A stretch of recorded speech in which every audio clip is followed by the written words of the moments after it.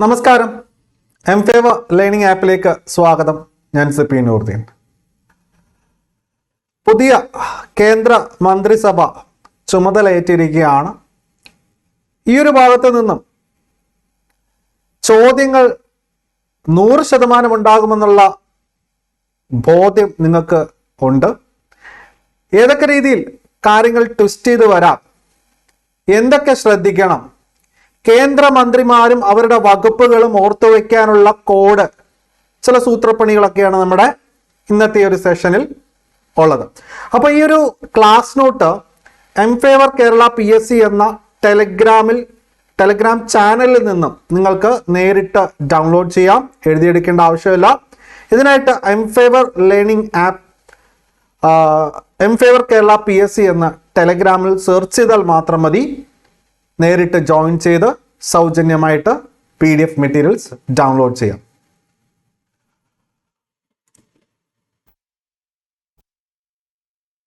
നമ്മുടെ മൂന്നാം മോഡി മന്ത്രിസഭ അല്ലെങ്കിൽ ദേശീയ ജനാധിപത്യ സഖ്യം NDA national democratic alliance Modi നേതൃത്വം നൽകുന്ന ഇത്തവണത്തെ മന്ത്രിസഭയിൽ ആകെ എത്ര പേർ എന്നുള്ള ചോദ്യത്തിന് നിങ്ങൾ പ്രധാനമന്ത്രി നരേന്ദ്രമോദി ഉൾപ്പെടെ 72 പേരെന്ന് പറയണം. സോ വളരെ ഇമ്പോർട്ടൻ്റ് ആണ്. ഈ പറയുന്ന ചോദ്യം വളരെ ഇമ്പോർട്ടൻ്റ് ആണ്. ഈ 72 എന്നുള്ളത് ശ്രദ്ധിക്കണം. ഇത് NDA മന്ത്രിസഭയാണ്. നാഷണൽ ഡെമോക്രാറ്റിക് അലയൻസ് BJPയും മറ്റ് അവരുടെ സഖ്യ കക്ഷികളും അടങ്ങുന്നതാണ് NDA അഥവാ നാഷണൽ ഡെമോക്രാറ്റിക് അലയൻസ് എന്നുള്ളത്. ആ മന്ത്രിസഭയിൽ 72 പേരുണ്ട്, പ്രധാനമന്ത്രി ഉൾപ്പെടെ 72 പേർ. എന്നാൽ ഇവിടെ ചോദിക്കും, മന്ത്രിസഭയിലെ ആകെ കേന്ദ്രമന്ത്രിമാരുടെ എണ്ണം എന്ന് ചോദിച്ചാൽ ശ്രദ്ധിക്കണം, കേന്ദ്രമന്ത്രിമാരുടെ, അതായത് ക്യാബിനറ്റ് പദവിയോട് കൂടിയുള്ള കേന്ദ്രമന്ത്രിമാരുടെ എണ്ണം 30 ആണ്. ഓക്കെ, അപ്പോ ആകെ മന്ത്രിമാരിൽ ഒരാൾ പ്രധാനമന്ത്രി, 30 പേർ കേന്ദ്രമന്ത്രിമാർ ക്യാബിനറ്റ് പദവിയോടുകൂടി, സ്വതന്ത്ര ചുമതലയുള്ള സഹമന്ത്രിമാർ 5 പേർ, മറ്റ് സഹമന്ത്രിമാർ 36 പേർ. ഈ മറ്റ് സഹമന്ത്രിമാർ 36 പേരിലാണ് 2 മലയാളികൾ ഉൾപ്പെടുന്നത്, സുരേഷ് ഗോപിയും ജോർജ് കുര്യനും. ഓക്കെ, അപ്പോൾ ശ്രദ്ധിക്കണം, ആകെ മന്ത്രിസഭയിലെ ആകെ അംഗങ്ങളുടെ എണ്ണം പ്രധാനമന്ത്രി ഉൾപ്പെടെ 72. എന്നാൽ ആകെ മന്ത്രിമാരുടെ എണ്ണം എന്ന് ചോദിച്ചാൽ ശ്രദ്ധിക്കണം, ആകെ മന്ത്രിമാരുടെ എണ്ണം എന്ന് ചോദിച്ചാൽ പ്രധാനമന്ത്രി ഉൾപ്പെടെ 72 എന്നാ. എന്നാൽ പ്രധാനമന്ത്രിയെ മാറ്റി നിർത്തി ചോദിക്കുകയാണെങ്കിൽ അവിടെ നമുക്ക് 71 എന്ന് പറയാം കേട്ടോ. പ്രധാനമന്ത്രി ഉൾപ്പെടെ 72. എന്നാൽ പ്രധാനമന്ത്രിയെ മാറ്റി നിർത്തിക്കഴിഞ്ഞാൽ അവിടെ 71 എന്നുള്ള ഉത്തരം നമ്മൾ കൊടുക്കേണ്ടി വരും കേട്ടോ. ശരി, ആകെ കേന്ദ്രമന്ത്രിമാരെന്ന് ചോദിച്ചാൽ അത് 30 പേരാണ്. അപ്പോൾ ഈ ഒരു കാര്യം ഓക്കെ ആയിട്ടുണ്ടോ? ഇനി ആകെ വനിതാ മന്ത്രിമാര് 7 ഇനി കേന്ദ്രമന്ത്രിമാരായ മുൻ മുഖ്യമന്ത്രിമാർ ശ്രദ്ധിക്കണം, മന്ത്രിസഭയിൽ കേന്ദ്രമന്ത്രി സ്ഥാനം, അതായത് കേന്ദ്രമന്ത്രി സ്ഥാനം ക്യാബിനറ്റ് പദവിയോട് കൂടിയുള്ള സ്ഥാനമാണ്. അതിൽ ഉൾപ്പെട്ടിരിക്കുന്ന മുൻ മുഖ്യമന്ത്രിമാരുടെ എണ്ണമാണ് 6 എന്ന് പറയുന്നത് കേട്ടോ. അപ്പോൾ നമ്മുടെ കേന്ദ്ര മന്ത്രിമാർ ക്യാബിനറ്റ് പദവിയോട് കൂടിയുള്ളവർ 30 പേർ, അതിൽ 6 പേർ മുൻ മുഖ്യമന്ത്രിമാരായിരുന്നു എന്നുള്ള കാര്യം നമ്മൾ ശ്രദ്ധിക്കണം. ഓക്കെ, അപ്പൊ നമ്മൾ പഠിച്ചു ആകെ മന്ത്രിമാർ പ്രധാനമന്ത്രി ഉൾപ്പെടെ 72 പേർ, പ്രധാനമന്ത്രി ഇല്ലാതെ 71 എന്നുള്ളതും നമ്മൾ ഓർത്തിരിക്കണം. ഏത് രീതിയിൽ ചോദ്യം ചോദിച്ചാലും അവിടെ ഒരു ട്വിസ്റ്റ് ഉണ്ട്. ഓക്കെ, ഇനി ഏറ്റവും മറ്റൊരു പ്രധാനപ്പെട്ട കാര്യം എന്ന് പറഞ്ഞു കഴിഞ്ഞാൽ വനിതാ മന്ത്രിമാരുടെ എണ്ണം അത് 7 പേരാണ്. ഓക്കെ, ഇനി മറ്റൊരു പ്രധാനപ്പെട്ട കാര്യം എന്ന് വെച്ച് കഴിഞ്ഞാൽ ഏറ്റവും കൂടുതൽ മന്ത്രിമാരുള്ള സംസ്ഥാനം ഏതെന്ന് ചോദിച്ചു കഴിഞ്ഞാൽ ഉത്തർപ്രദേശാണ്. 10ഓളം പേര് അവിടെ നിന്ന് വരുന്നുണ്ട്. അതിനുശേഷം മഹാരാഷ്ട്രയാണ് കേട്ടോ, മഹാരാഷ്ട്രയാണ്. ഇനി പ്രധാനമന്ത്രി നരേന്ദ്രമോദി അധികാരമേറ്റത്, പ്രധാനമന്ത്രിയായി 3ാം തവണ നരേന്ദ്രമോദി അധികാരമേറ്റത് 2024 ജൂൺ 9 ആണ്. അപ്പോൾ നമ്മുടെ ഇപ്പോഴത്തെ മന്ത്രിസഭയിൽ ആകെ അംഗങ്ങളുടെ എണ്ണം 72 പേര്. അതിൽ കേന്ദ്ര ക്യാബിനറ്റ് മന്ത്രിമാരുടെ എണ്ണം 30 പേര്. കേന്ദ്ര ക്യാബിനറ്റ് മന്ത്രിമാരിൽ മുൻ മുഖ്യമന്ത്രിമാരായവർ 6 പേരാണ്. എന്നാൽ നമുക്ക് മറ്റൊരു ട്വിസ്റ്റിംഗ് ആയിട്ടുള്ള കാര്യം കൂടി ഇവിടെ ഓർത്തിരിക്കേണ്ടതായിട്ടുണ്ട്. നമ്മുടെ പ്രധാനമന്ത്രി നരേന്ദ്രമോദി തന്നെ മുൻ ഗുജറാത്ത് മുഖ്യമന്ത്രിയായിരുന്നു അല്ലെ. അപ്പോ മന്ത്രിസഭയിൽ ആകെ മുൻ മുഖ്യമന്ത്രിമാരുടെ എണ്ണം എന്ന് പറയുമ്പോൾ അദ്ദേഹത്തെ കൂടി കൂട്ടിയാൽ നമുക്ക് 7 എന്നുള്ള ഉത്തരം കൂടി പറയേണ്ടി വരും. ഓക്കെ, അപ്പൊ ഇവിടെ നരേന്ദ്രമോദി അല്ലെങ്കിൽ പ്രധാനമന്ത്രി എന്നുള്ളത് ഇവിടെ വിശേഷിപ്പിച്ച് നമ്മൾ എടുത്ത് പറഞ്ഞു കഴിഞ്ഞാൽ എണ്ണം കൂടും എന്നുള്ളത് മനസ്സിലാക്കിക്കൊള്ളണം. ഇനി കേന്ദ്ര മന്ത്രിമാർ, ക്യാബിനറ്റ് പദവിയോട് കൂടിയുള്ള കേന്ദ്രമന്ത്രിമാരുടെ എണ്ണം എത്രയാണ്? 30 ആണ് അല്ലെ. അപ്പോ ആദ്യത്തെ ആള് മാറിയിട്ടില്ല, കഴിഞ്ഞ തവണത്തെ പോലെ തന്നെയാണ്.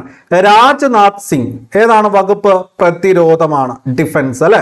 അപ്പൊ ഇവിടെ നമുക്ക് ഓർത്തിരിക്കാം, രാജാവിന്റെ ഏറ്റവും വലിയ കർമ്മ പദ്ധതി എന്ന് പറയുന്നത് അദ്ദേഹത്തിന്റെ നാടിനെ സംരക്ഷിക്കുക അല്ലെങ്കിൽ പ്രതിരോധിക്കുക ശത്രു രാജ്യങ്ങളിൽ നിന്നും. അങ്ങനെ വെച്ച് നോക്കുമ്പോൾ രാജാവ് പ്രതിരോധം അല്ലെ. സോ രാജ്നാഥ് സിംഗ് പ്രതിരോധം. ഇനി അമിത്ഷാ എന്ന് പറയുന്നത് ആഭ്യന്തരവും സഹകരണവുമാണ്. ശ്രദ്ധിക്കണം, അമിത്ഷായ്ക്ക് 2 വകുപ്പുണ്ട്, ആഭ്യന്തരവും സഹകരണവും. അപ്പൊ ഇതെങ്ങനെ ഓർത്തു വയ്ക്കാം? നമ്മൾ ട്രോളുകളിലൊക്കെ അമിത്തിന് വരും അമിട്ട് എന്നൊക്കെ പറഞ്ഞ് നമ്മൾ ട്രോളുകളിലൊക്കെ കണ്ടിട്ടുണ്ട് അല്ലെ. അങ്ങനെ രാത്രി കാലത്ത് എല്ലാവരും കിടന്നുറങ്ങിയിരിക്കെ രാത്രി കാലത്ത് വലിയ ശബ്ദത്തിൽ അമിട്ട് വെച്ചാൽ എന്ത് ചെയ്യും? സ്വാഭാവികമായിട്ടും പോലീസ് വരും, വന്ന് പിടിച്ചുകൊണ്ട് പോകും അല്ലെ. അപ്പോ പോലീസ് പറയുന്നത് എന്താണ്? ഇന്ത്യയിലെ നിയമങ്ങളുമായി സഹകരിക്കുക, അല്ലാത്ത പക്ഷം ബുദ്ധിമുട്ടാവും. അപ്പൊ ഇവിടെ ശ്രദ്ധിക്കണം, സഹകരണം അല്ലെ. ആഭ്യന്തരവുമായിട്ട് പോലീസുമായിട്ട് സഹകരിക്കുക, ഇല്ലെങ്കിൽ അകത്താകും അല്ലെ. അപ്പോൾ അമിട്ട് അങ്ങനെയുള്ള കാര്യങ്ങളൊന്നും പൊട്ടിക്കാൻ പാടില്ല രാത്രി ആൾക്കാർ കിടന്നുറങ്ങുമ്പോൾ. അപ്പോൾ അങ്ങനെ ഓർത്തിരിക്കാം, ആഭ്യന്തരവും സഹകരണവും. ഓക്കെ അല്ലേ? ശരി, സഹകരണം മറക്കരുത്, ആഭ്യന്തരം എന്നുള്ളത് നമ്മൾ മറക്കില്ല. ഇനി നിതിൻ ഗഡ്കരി കുറെ നാളായിട്ട്, കഴിഞ്ഞ തവണയും അദ്ദേഹം തന്നെയാണ് road transport minister, road transport and highway. Okay, അപ്പൊ ഇവിടെ ശ്രദ്ധിക്കേണ്ട കാര്യം, എങ്ങനെ ഇത് ഓർത്ത് വയ്ക്കാം? നിതിൻ ഗഡ്കരി, നമുക്കിവിടെ വേണമെങ്കിൽ ഡു ഉണ്ട്, ഇവിടുത്തെ നമ്മുടെ റോഡിന്റെ ഡു ഉണ്ട്, അങ്ങനെ നമുക്ക് ഓർത്ത് വയ്ക്കാൻ ബുദ്ധിമുട്ടാണ്. കരി എന്ന് പറയുന്ന സാധനം നമ്മൾ എവിടെ ഉപയോഗിക്കുന്നേ? റോഡുകളിൽ ടാർ ചെയ്യാൻ വേണ്ടിയിട്ട് നമ്മൾ ഉപയോഗിക്കുന്നില്ലേ കരി. ആ കരി എടുത്തിട്ട് ഇവിടെ കൊണ്ടുവന്നാൽ മതി, നമുക്ക് ഉറപ്പിക്കാം റോഡ് എന്ന് പറയുമ്പോൾ നിതിൻ ഗഡ്കരി. ഇനി ജഗത് പ്രകാശ് നദ്ദ അഥവാ JP നദ്ദ. ഓക്കെ, അദ്ദേഹത്തിന് ഏതൊക്കെയാ കൊടുത്തിരിക്കുന്നത്? ആരോഗ്യം, കുടുംബക്ഷേമം, രാസവളം, ഫെർട്ടിലൈസർ. അപ്പോൾ ഇവിടെ വളരെ ഇമ്പോർട്ടൻ്റ് ആയിട്ടുള്ള കാര്യം എന്ന് വെച്ച് കഴിഞ്ഞാൽ അപ്പോൾ ഇദ്ദേഹം മുൻ കേന്ദ്രമന്ത്രി ആയിരുന്നു, ശേഷം BJPയുടെ നാഷണൽ പ്രസിഡന്റ് ആയതിനു ശേഷം വീണ്ടും കേന്ദ്രമന്ത്രി സ്ഥാനത്തേക്ക് വരുന്ന വ്യക്തിയാണ് ജഗത് പ്രകാശ് നദ്ദ എന്ന് പറയുന്നത്, JP നദ്ദ. ജഗത് എന്ന് പറയുമ്പോൾ തന്നെ ഈ ലോകം അല്ലെങ്കിൽ ഈ പറയുന്ന ലോകത്തിലെ ഈ സമൂഹം ഉൾപ്പെടെയാണ് കയറി വരുന്നത് അല്ലെ. അപ്പോ ലോകം അല്ലെങ്കിൽ സമൂഹം എന്നൊക്കെ പറയുമ്പോൾ നമ്മൾ സ്വാഭാവികമായിട്ട് ഈ ലോകം ഒരു കുടുംബം, ഒരൊറ്റ കുടുംബമാണ് അല്ലെ എന്നൊക്കെ പറഞ്ഞ് നമുക്ക് പറയുമ്പോൾ സ്വാഭാവികമായിട്ട് നമുക്ക് ആ കുടുംബത്തിന്റെ ആരോഗ്യം വളരെ ഇമ്പോർട്ടൻ്റ് ആണ്, കുടുംബക്ഷേമം എന്നുള്ള രീതിയിൽ തന്നെ നമ്മൾ പഠിച്ചുകൊള്ളുക. അപ്പൊ ജഗത് എന്ന് പറയുമ്പോൾ ലോകം എന്ന അർത്ഥത്തോടു കൂടി നമുക്ക് പറയാം അല്ലെ. മാത്രമല്ല ഒരു സമൂഹം എന്നുള്ള രീതിയിൽ നമുക്ക് കാണുമ്പോൾ സ്വാഭാവികമായിട്ടും ഒരു സമൂഹം, നമ്മുടെ കുടുംബം തന്നെയാണ്. കുടുംബത്തിന്റെ ആരോഗ്യം വളരെ ഇമ്പോർട്ടൻ്റ് അല്ലേ. അപ്പൊ അത് ചേർത്ത് നമ്മൾ വായിക്കുക. ഓക്കെ, ഇനി ശിവരാജ് സിംഗ് ചൗഹാൻ മധ്യപ്രദേശിന്റെ മുൻ മുഖ്യമന്ത്രിയായിരുന്നു അല്ലെ. അദ്ദേഹത്തിന് ലഭിച്ചിരിക്കുന്ന കൃഷി, കർഷക ക്ഷേമം, ഗ്രാമവികസനം. നമുക്ക് എല്ലാവർക്കും അറിയാം, ചൗഹാൻ എന്ന് പറയുമ്പോൾ നമ്മുടെ മനസ്സിലേക്ക് കയറി വരുന്നു പുരാതന ഇന്ത്യ പഠിക്കുമ്പോൾ അവിടെ പൃഥ്വിരാജ് ചൗഹാനെ കുറിച്ച് നമ്മൾ പഠിക്കുന്നുണ്ട് അല്ലെ. നോർത്ത് ഇന്ത്യ ഭരിച്ചിരുന്ന ഒരു ഹിന്ദു രാജാവാണ് പൃഥ്വിരാജ് ചൗഹാൻ അല്ലെ. അജ്മീർ ബേസ് ചെയ്താണ് അദ്ദേഹം നിന്നിരുന്നത്. ചൗഹാൻ എന്ന് പറയുമ്പോൾ തന്നെ പുരാതന കാലം മുതൽക്കേ തന്നെ നമ്മുടെ രാജ്യത്ത് എന്തായിരുന്നു ഏറ്റവും വലിയ വരുമാനം സൃഷ്ടിച്ചുകൊണ്ടിരിക്കുന്നത്? കൃഷി അല്ലെ. കൃഷി, അതുപോലെ തന്നെ രാജാക്കന്മാർ കൂടുതൽ പ്രാധാന്യം നൽകിയിരുന്നതും ഗ്രാമവികസനത്തിനാണ്. അപ്പൊ പുരാതനം എന്നുള്ള അർത്ഥത്തിൽ നമുക്ക് ചൗഹാൻ കൊണ്ടുവരാമല്ലോ. ചൗഹാൻ കൊണ്ടുവരാലോ. അന്നേരം നമുക്ക് ശിവരാജ് സിംഗ് ചൗഹാൻ കൃഷി, കർഷക ക്ഷേമം, ഗ്രാമവികസനം എന്ന് നമുക്ക് ഉറപ്പിക്കാം, കണക്ട് ചെയ്യാൻ പറ്റും. ഓക്കെ, ഇത്തരത്തിൽ 1-2 തവണ കണക്ട് ചെയ്യുമ്പോൾ നിങ്ങൾക്ക് മനസ്സിൽ നിന്ന് പോകത്തില്ല. ഇനി നിർമ്മല സീതാരാമൻ. ഓക്കെ, നിർമ്മല സീതാരാമൻ നിങ്ങൾക്ക് എല്ലാവർക്കും അറിയാം. ഇത് കോഡ് എടുത്ത് വെച്ച് പഠിക്കേണ്ടതില്ല. നമ്മളെപ്പോഴും എല്ലാ വർഷവും ബഡ്ജറ്റ് പ്രസംഗം കേൾക്കുന്നുണ്ട്, ബഡ്ജറ്റുമായിട്ട് നമ്മൾ പഠിക്കുന്നുണ്ട്. അപ്പോൾ ഇവിടെ കോഡിന്റെ ആവശ്യം വരുന്നില്ല. നിർമ്മല സീതാരാമൻ ധനമന്ത്രിയാണ്, മാത്രമല്ല കോർപ്പറേറ്റ് കാര്യവും അവർ കൈകാര്യം ചെയ്യുന്നുണ്ട്, കമ്പനി കാര്യങ്ങളും മറ്റുമൊക്കെ. ഇനി സുബ്രഹ്മണ്യം ജയശങ്കർ അഥവാ എസ് ജയശങ്കർ വിദേശകാര്യമാണ്. കഴിഞ്ഞ തവണ എന്താണോ ചെയ്തുകൊണ്ടിരുന്നത് അത് തന്നെയാണ് ഇപ്പോഴും ചെയ്യുന്നത്. എസ് ജയശങ്കർ എന്ന് പറയുന്നത് IFS ഉദ്യോഗസ്ഥനായിരുന്നു അല്ലെ, വിദേശകാര്യ സെക്രട്ടറി ആയിരുന്നു. അദ്ദേഹത്തെയാണ് വിദേശകാര്യ പരിപാടിയിലേക്ക് വീണ്ടും കൊണ്ടുവന്നിരിക്കുന്നത്.